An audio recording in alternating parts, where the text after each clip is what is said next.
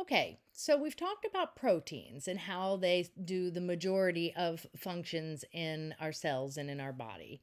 We've talked about the two kinds of molecules that provide energy for those proteins to do that work.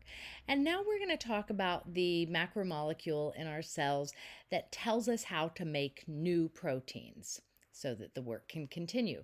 This molecule is called a nucleic acid. And nucleic acids, like DNA, store the information or the recipes to make all of our body's proteins. We call these recipes our genes. So every gene is a recipe to make a specific protein. And the sequence of nucleotides in the DNA tells the cell which amino acid to use next to make that particular protein.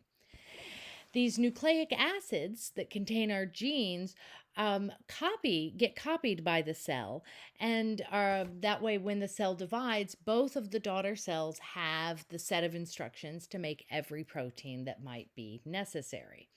This is also how heredity works. So, when you were conceived, the sperm from your father and the egg from your mother each contained a set of genes.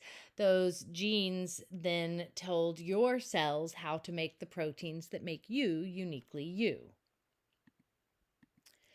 Okay, just like we saw with our other monomers, nucleotides are joined together through dehydration synthesis.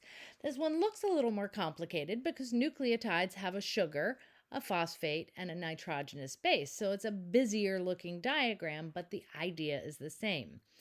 The hydroxyl group from one sugar nucleotide is next to the hydroxyl group on the phosphate group of another nucleotide. Water is removed through dehydration synthesis, and now this carbon is bound to this oxygen. This forms what we call the phosphate sugar backbone. So here's phosphate, sugar, phosphate, sugar, phosphate, sugar. It forms, if this were a ladder, the two long pieces that make the ladder.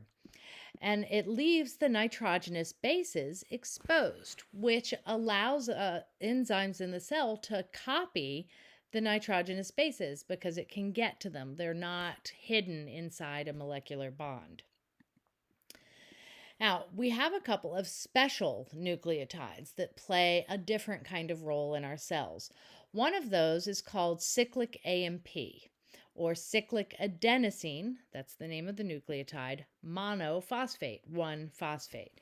Now, it looks very much like a standard nucleotide. We have the sugar, the nitrogenous base, and this phosphate. But see how the phosphorus and the oxygen next to it are circle back and form a bond with the sugar. This is the part that is cyclic. This particular nucleotide is found inside cells and plays a very important role in transmitting a signal that's received at the cell membrane to the proteins inside the cell that can respond to that message. Another specialized nucleotide is known as ATP, or adenosine triphosphate, 3 phosphates. Again, we have our sugar, our nitrogenous base, but this time, instead of having just 1 phosphate, we have 3.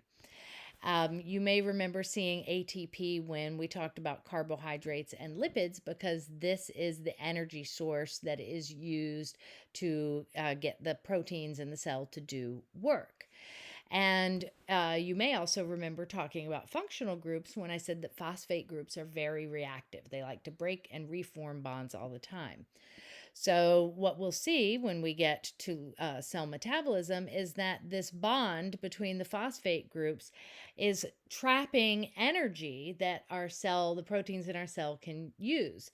So we put the phosphates together to hold the energy, and then that ATP goes to the part of the cell that needs it and breaks the phosphate bond, which releases the energy for use by those proteins.